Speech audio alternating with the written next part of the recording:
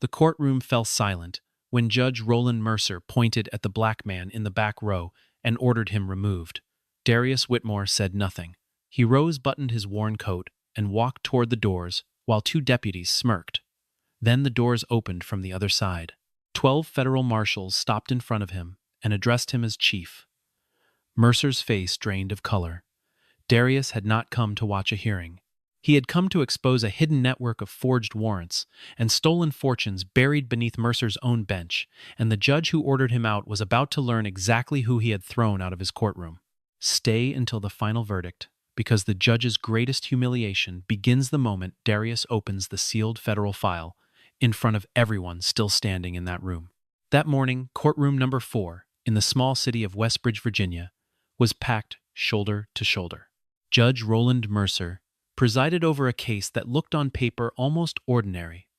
A black garage owner, accused of resisting a property seizure and obstructing officers during a routine enforcement action. His defense attorney, Odessa Price, stood at the podium, objecting again and again because the seizure order in front of her carried no valid electronic signature and referenced a file number that did not exist anywhere in the public record system. Mercer waved away every objection, without so much as glancing at the paperwork, and at one point he mocked Odessa, openly telling the gallery she was turning a simple case into a conspiracy theory. Darius sat alone in the last row, wearing that same tired brown coat, carrying no briefcase, introducing himself to no one, watching everything unfold with a stillness that made him almost invisible. He noticed the small signal Mercer gave to his security chief, Conrad Pike, a flick of 2 fingers that most people in the room would never have caught. He noticed the way the court clerk, Marissa Bell, kept her eyes away from her own computer screen, as though she already knew what was displayed there and did not want to see it again. He noticed a paper folder slide in through a side door in Pike's hands, and he noticed that the file number printed on that folder did not match the number glowing on the courtroom monitor above the clerk's station. Darius memorized every detail without reaching for a phone, because he understood long before anyone told him that the cameras in that room might already be feeding straight back to the very people he had come to investigate. When Odessa demanded that the record's custodian be called to testify about the missing signature, Darius rose slightly from his seat, as though he intended to step out. Conrad Pike moved to block the aisle, immediately asking what business a stranger like him had with this case at all. Darius answered calmly that he had only come to watch a public hearing, nothing more, and that public hearings were, after all, open to the public. Mercer looked down from the bench and saw a black man he did not recognize, refusing to flinch under his stare, and that composure irritated him more than any objection Odessa had raised all morning. Mercer demanded his name. Darius Whitmore, he said. Mercer asked what he did for a living, and Darius answered simply that he worked for the government, an answer the judge dismissed as evasive and almost insulting in its vagueness. Mercer ordered him to sit down or leave the building immediately, and Darius sat back down, though his eyes never left that questionable seizure order lying on the clerk's desk. A moment later, Marissa Bell slipped a small folded note into the gap beneath the seat in front of Darius, and on it was written a single sentence. "They have done this 214 times. Darius bent down and retrieved the note without changing his expression, hiding it inside his closed hand as he continued watching the proceedings unfold, giving no sign that anything unusual had just passed between them. Outside on the courthouse steps, reporters waited for comments on an unrelated story, unaware that the building behind them held a secret far larger than anything they had come to cover that morning. Inside, the garage owner sat beside Odessa, with his hands folded tightly in his lap, watching the man who controlled his fate joke and posture, as though the loss of a livelihood were nothing more than an inconvenient formality. Darius studied the defendant's face longer than he studied Mercer's, because he had learned over many years in federal service that the truest measure of corruption was never found in the confidence of the powerful, but in the exhaustion of the people standing beneath them. He thought briefly of every case file he had reviewed in the 6 months leading up to that morning. Families who had lost restaurants passed down through generations, a widow who lost the modest rental property that had paid for her husband's medical bills, a mechanic whose entire savings disappeared into an auction closed within 48 hours of his arrest, and a young couple who never learned why their small bookstore was seized until it was already too late to fight back. Each of those stories had a name attached to it once, and each name had slowly been reduced to a case number somewhere inside Mercer's tidy, alphabetized system of theft. Darius carried all of it quietly, the way a man carries something heavy without ever letting his shoulders drop. Odessa pressed on, explaining to the court that the garage in question had already been sealed by police before the seizure order was ever signed, which meant officers had acted first and manufactured the paperwork afterward to make the raid look lawful. Mercer's temper flared, and he accused Odessa of insulting the dignity of the court, threatening to suspend her license if she continued questioning the legitimacy of his own signed orders. Darius spoke then, quietly but clearly enough for the room to hear, saying that any attorney has the right to request verification of an order's origin. Every head in the gallery turned toward him at once, stunned that a stranger had interrupted a sitting judge without so much as raising his voice. Mercer demanded to know if Darius was an attorney representing anyone in the case. Darius said no. Mercer asked if he even held a license to practice law in the state of Virginia. Darius said no again, calm and unbothered. The judge leaned forward, sensing an opportunity to humiliate someone in front of the packed gallery, and asked whether a man who was neither a lawyer nor a witness nor a party to the case believed he had any right to lecture the court on how to conduct its business. Darius replied that he was only repeating a basic principle, that no person should lose their property based on a document nobody could actually verify. Mercer ordered Conrad Pike to check the stranger's identification on the spot.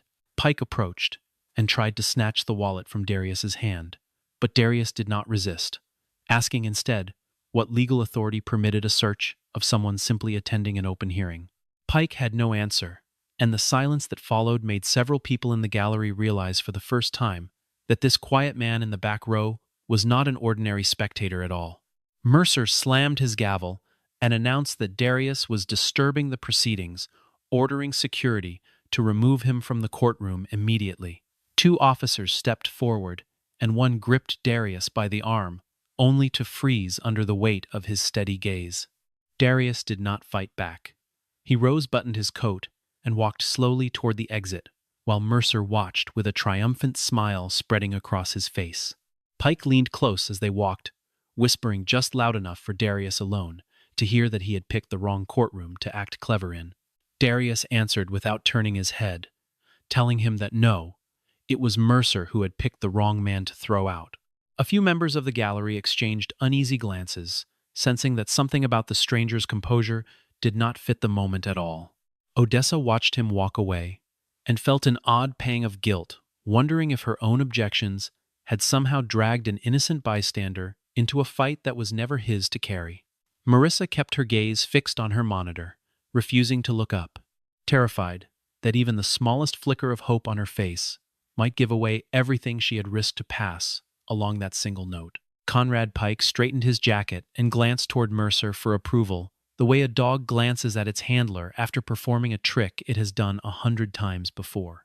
Just as Darius reached the doors, every monitor in the courtroom shut off at once, and the electronic locking system let out a short, sharp alarm. From somewhere down the hallway outside, the sound of synchronized footsteps grew louder with every second, and Mercer's smile began to falter for the first time that morning. The doors swung open before the security officers could even lay a hand on the handle. 12 federal marshals entered in 2 disciplined rows dressed in tactical vests, marked with the insignia of the United States Marshals Service, carrying sealed warrants and evidence containers under their arms. Leading them was Nolan Briggs, who walked straight to Darius, came to attention, and announced that their teams had already secured the records room, the server room, and the southern exit, and that they were standing by for his order. The entire courtroom fell into stunned silence. Odessa stared at Darius in disbelief. Marissa exhaled with visible relief. Conrad Pike took a step backward, and Mercer's smile disappeared, completely replaced by a look of genuine alarm, as he demanded to know who had authorized a federal strike team to walk into his courtroom. Darius turned, and for the first time that morning, he opened his coat to reveal a badge and identification card identifying him as Chief Deputy United States Marshal. He explained plainly that this operation had been authorized by a federal court in coordination with the Department of Justice and the Office of the Inspector General. Odessa pressed her hand against her chest, half laughing in disbelief, half overwhelmed by relief, that the strange, quiet man she had almost pitied only moments earlier was in fact the very reason her client might finally see justice. Somewhere in the gallery, a woman who had lost a small bakery 2 years earlier to one of Mercer's orders began to weep quietly, clutching the arm of the stranger beside her, as though she had waited years for a moment like this, without ever believing it would actually arrive. Pike's confidence evaporated entirely, and he inched toward the side door before a marshal stepped into his path and asked him politely but firmly to remain exactly where he stood.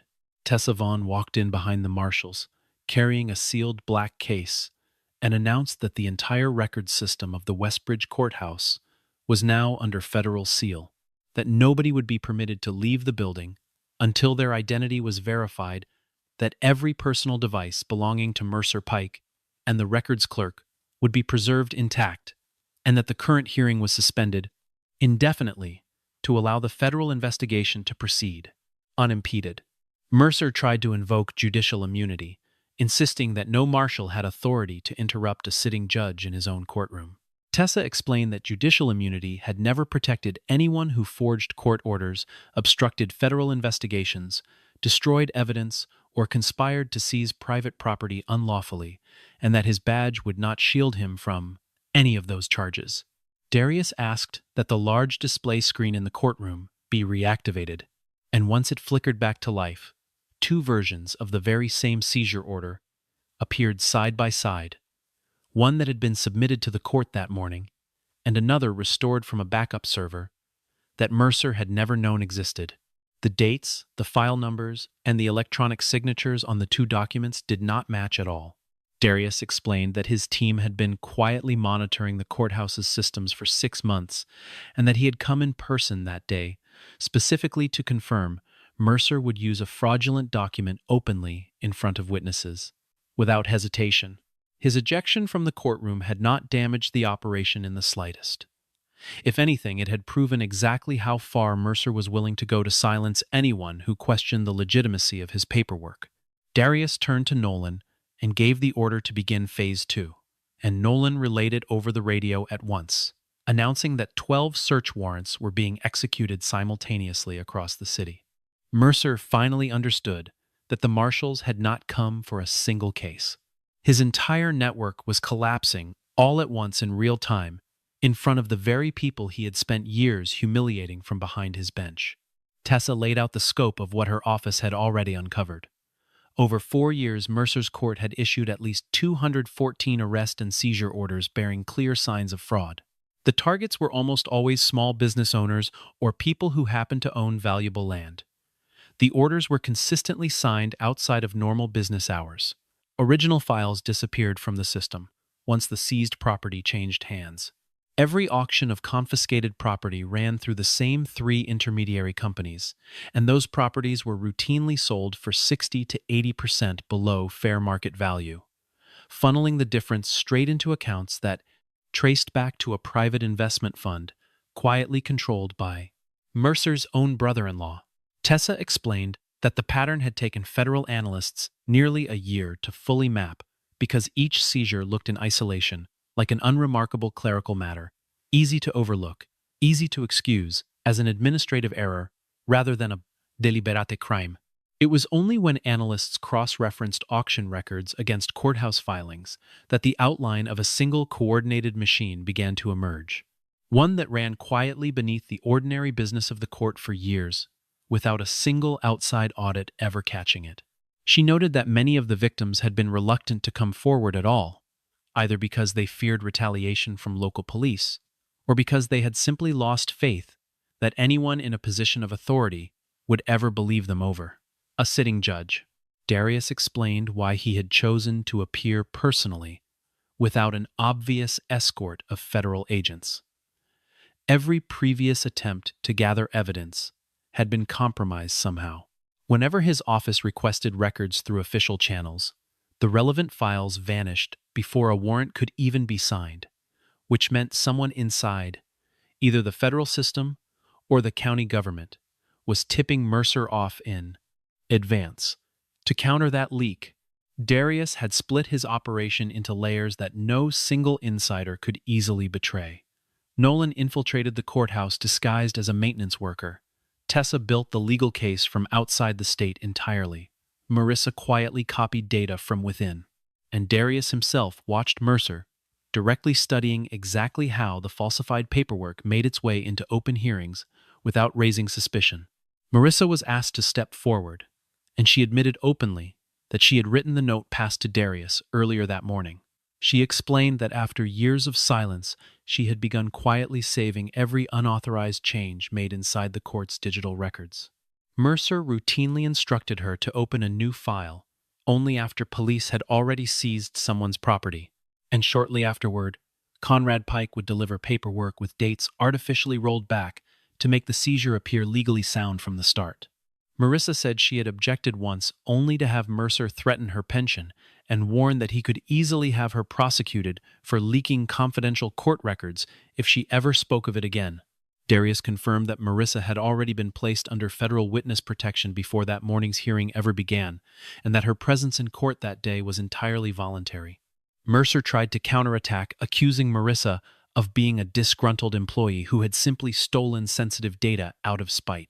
Tessa produced a recorded conversation in which Mercer himself instructed Marissa to alter a file number and erase its edit history, closing off that line of defense before it could gain any traction in the room.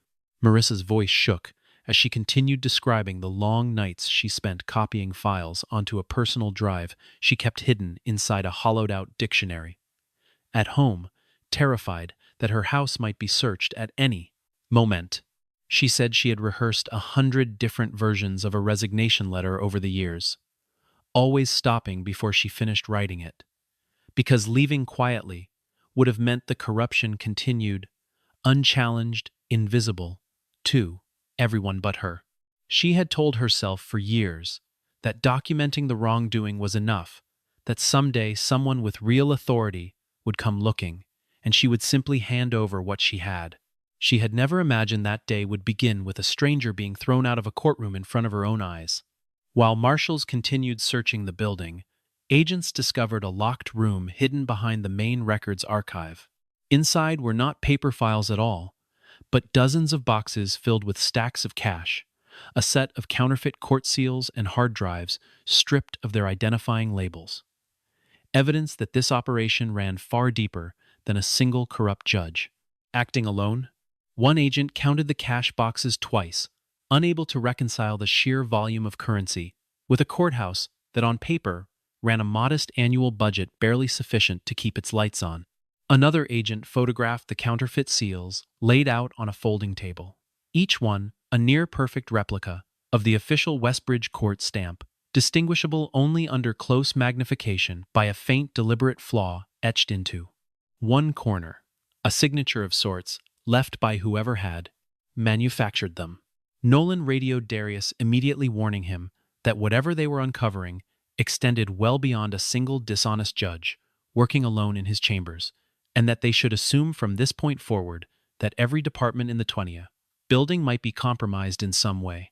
As the drives were carried out for cataloging, a federal agent noticed that one evidence container had already been opened, and a critical drive labeled M7 was missing entirely. Nolan reported that someone had used a federal access code to open the eastern door only minutes before the building was sealed, confirming Darius's worst fear that someone inside his own operation had betrayed them. Mercer, sensing an opening, regained some of his earlier confidence, arguing loudly that the entire chain of evidence had already been compromised by careless federal agents and that any charges built on it could now be thrown out in court. Tessa warned that if Drive M7 was not recovered, Mercer's defense attorneys would have exactly the argument they needed to claim the evidence chain had been broken beyond repair. Darius refused to panic. He ordered every stairwell locked down, demanded a full review of access logs, and cross-referenced the location of every team member down to the minute. Security footage showed a figure in federal tactical gear carrying an evidence container into a service elevator, face obscured, but walking with an unfamiliar gait that suggested someone unaccustomed to wearing that kind of armor. Darius recognized it immediately as Conrad Pike in disguise. While the team hunted for Pike Sheriff, Everett Sloan arrived with a contingent of county officers demanding that Darius end the lockdown at once, insisting the courthouse fell squarely under local jurisdiction. Darius asked how county police had managed to arrive so quickly, given that nobody inside the sealed building had been permitted to make an outside call. Sloan offered no real answer. Tessa checked Mercer's phone and found a message sent only seconds before the system locked down, reading simply clear, M7, activate Sloan. Darius understood then that Sloan had not come to protect the courthouse at all.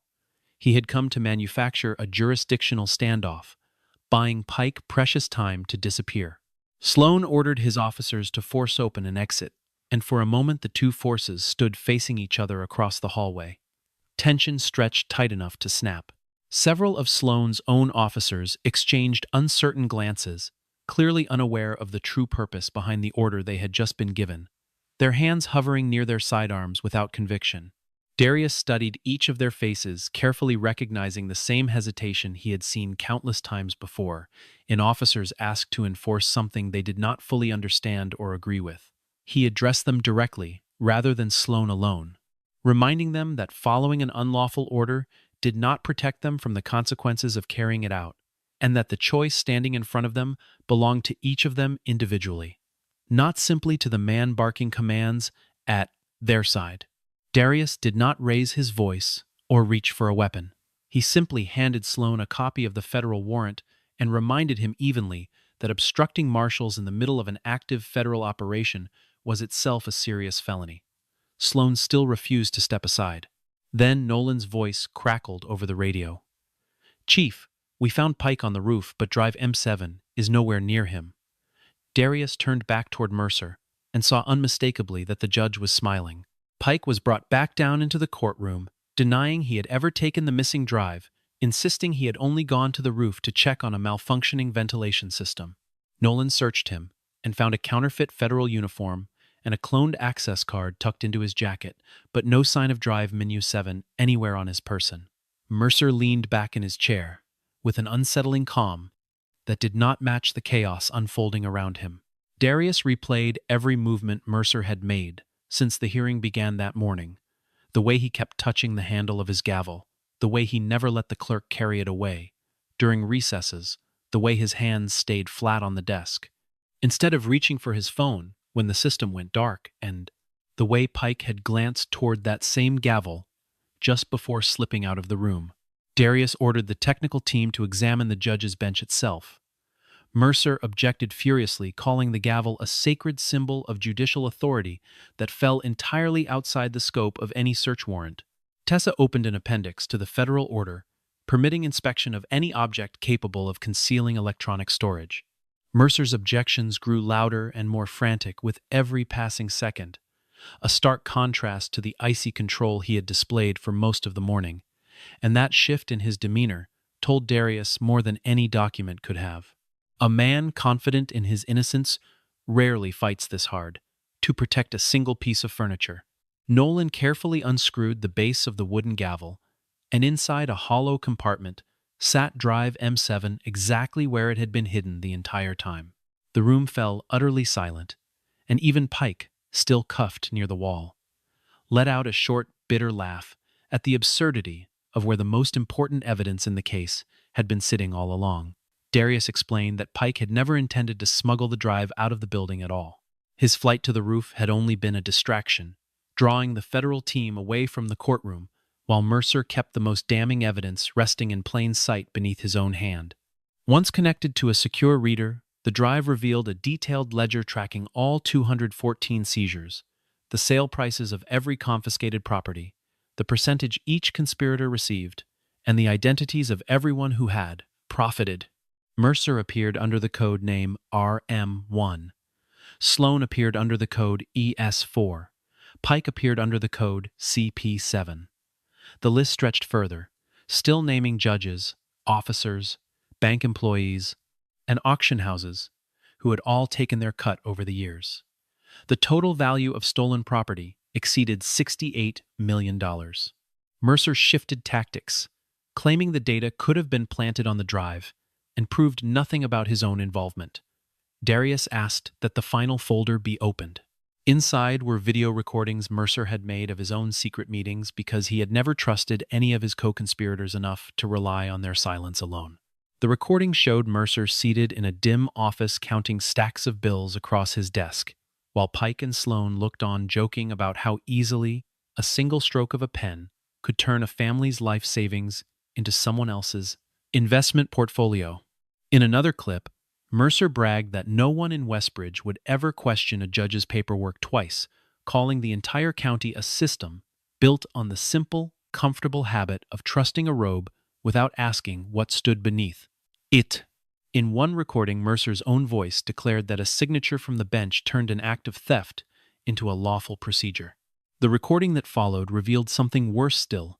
A new seizure had already been scheduled for that very night, targeting a bank's archive that held transaction records tying the entire network together. Darius realized the planned raid on the bank's records was never about seizing property at all. Mercer intended to use county police to confiscate and destroy the financial evidence before federal agents could ever get near it. Tessa checked the system and confirmed the order had gone out to Sloan's task force that very morning, and even with Sloan detained inside the courthouse, his officers might already be on the move. Darius split his remaining forces into 3 groups. Nolan would lead a team directly to the bank. Tessa would seek an emergency order to freeze every account connected to the network, and Darius himself would stay behind to contain Mercer, Pike, and Sloan. Sloan insisted his officers would never break the law without his direct order, so Darius played back a recording in which Sloan himself commanded his men to seize every server and leave nothing behind. At the bank, Nolan discovered county officers had already arrived loading storage equipment onto an unmarked truck. Rather than force a confrontation, Nolan announced over a loudspeaker that anyone involved in transporting the equipment could be charged with destruction of evidence, and most of the officers stopped, immediately protesting that Sloan had only told them they were assisting a routine banking fraud investigation. One commander, Wade Fulton, ordered the transport to continue anyway. Nolan recognized his name instantly from the profit-sharing ledger recovered earlier that day. Fulton attempted to wipe the servers remotely using his phone, but federal technicians cut the connection just before the data could be erased. Fulton tried to bolt toward a side entrance the moment he realized his name had already surfaced in federal records. But 2 of his own subordinates, men who had only minutes earlier been prepared to load stolen servers onto his truck, stepped calmly into his path and asked him to stop moving. It was a small moment, easy to overlook amid the larger chaos of the day, yet it captured something Darius would return to often. In the months that followed, even inside a corrupt system, most people were simply waiting for someone to give them permission to do the right thing instead of the convenient one. Back inside the courtroom, Mercer tried to convince Marissa that if she withdrew her testimony now, he could still make every charge against her quietly disappear. Marissa faced him directly for the first time, telling him this was no longer about protecting her job or her pension. It was about the hundreds of people who had lost their homes, their businesses, and their good names. While she stayed too frightened to speak up, Darius did not paint Marissa as a flawless hero. He acknowledged openly, in front of everyone present, that her years of silence had real consequences for real people, even as her decision to finally come forward helped bring an entire criminal enterprise to its knees. That honesty gave the story its moral weight. Justice does not erase the past, but it gives people the chance to take responsibility and begin to make things right. Nolan reported back that the bank's servers had been fully secured, but the data recovered there revealed far more than Mercer's own transactions. It showed he had wired a substantial sum directly to a federal official embedded within the very oversight team assigned to monitor Darius's operation. That official turned out to be Malcolm Reddick, regional deputy director and Darius's direct superior throughout the entire campaign. Reddick called, immediately ordering Darius to halt every activity at once, claiming he had exceeded the scope of his authority and triggered a full-blown jurisdictional crisis. Reddick suspended Darius's command on the spot, the call broadcast in front of the entire task force. Mercer could not resist, mocking him openly, saying that apparently even a chief could be thrown out of a room just like anyone else. Darius surrendered his command badge to Nolan, exactly as procedure required. He did not resist the order, because the moment he placed himself above the process he was fighting to protect, he would become the very thing he had set out to destroy. Still, he pointed out clearly that his suspension did nothing to invalidate warrants already approved by a federal judge. Nolan, now acting field commander, confirmed that the operation would continue without interruption. Tessa contacted the office of the Inspector General, directly forwarding every piece of evidence implicating Reddick, and an independent investigative team was dispatched within the hour. Mercer tried to exploit the confusion, requesting to be escorted back to his private office to retrieve medication. Along the way, he slipped into a side records room and triggered the fire suppression system, flooding the space in an attempt to destroy paper files that had never been digitized. Darius, despite his suspension, rushed in alongside the evidence recovery team to help carry boxes of records to safety. Working shoulder to shoulder with the others, rather than simply issuing orders from a distance. That single act revealed the truest measure of his leadership. A title could be stripped away in an instant, but responsibility could not. Marissa remembered one crucial detail. The original records had backup microfilm copies stored in an old basement archive Mercer believed had been abandoned for years. Federal agents located the reels still perfectly intact, and they proved beyond doubt that the dates on hundreds of orders had been altered after the fact.